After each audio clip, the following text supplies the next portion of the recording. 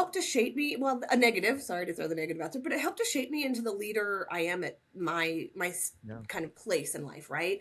I went on in New York to run that intervention program, the early intervention program there, and it mattered. You have to show up. You have to be present every day. They have to see your face. You can't just be somebody who sends the email and dictates what to do. It matters the kind of leader you are and the culture you create within the department to keep amazing staff, right? The work is hard. It is hard work every day. And it's heart work every day, right? Like you're invested in it. So if you don't have a team from top down that is supporting you and really there to ensure that your needs are being met, uh, you'll fail out. I had a supervisor early in my career in New York who taught me that my client is not the actual youth that I'm serving. My client is my staff. And that's who Mm, I'm here to take care of so that they true. can then take care of the youth in front of them. Yeah. And I've lived that mentality ever since. I It's have like to take care having of my team. it's like having the internal and the external client. Your internal Right. client obviously is a staff. Not Yeah. that you don't help the external, but Correct. it's definitely, yeah. There's an internal and external, the way that we communicate. What does that look like communication wise for your team internal? Like how many of you guys are actually internal? Yeah. So I oversee five different programs in our agency. So a wide range of staffing Yeah.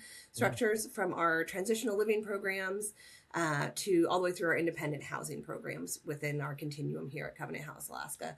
Um, I don't have that many, I would say, direct reports. I only have three direct reports, but Okay. I treat their team as well, just the same as it is my direct Yeah. team.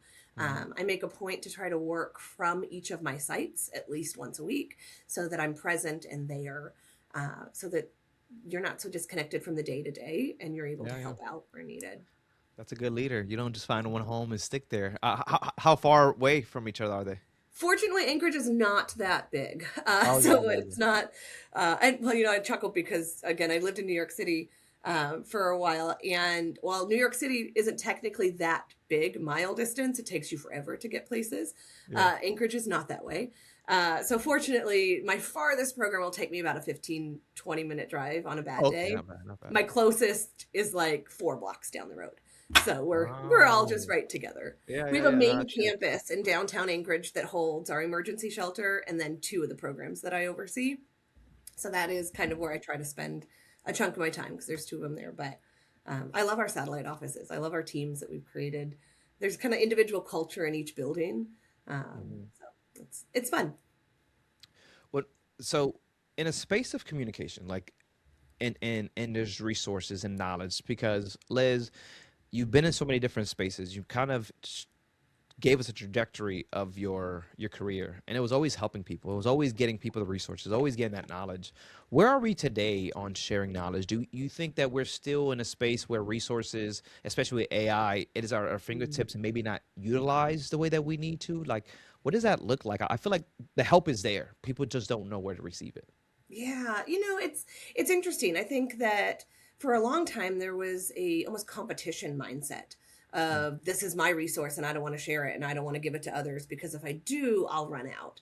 And I think where the shift for me in the last I don't know 5 years or so here in Anchorage is has really been this community feel of resource where it's like, yeah, this is my resource, but if you need it, I can share it with you. Because at the end of the day, we're not in competition with each other, right? We are all trying to serve somebody, whether that correct. is us serving the population, the 13 to 24 year olds, whether it's an adult homeless services provider.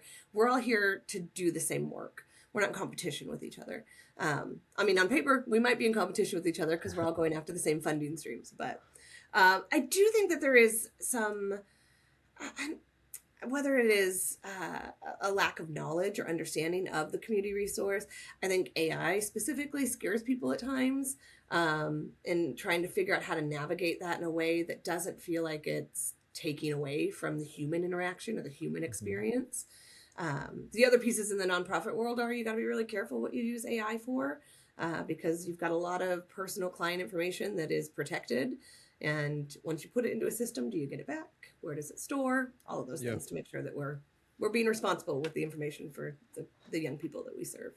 Have you tapped in? Are you specifically tapped into AI? What are your thoughts on it? I'm not the expert in any of that. I will admittedly say. However, the second I started using things like ChatGPT, my life got so much easier.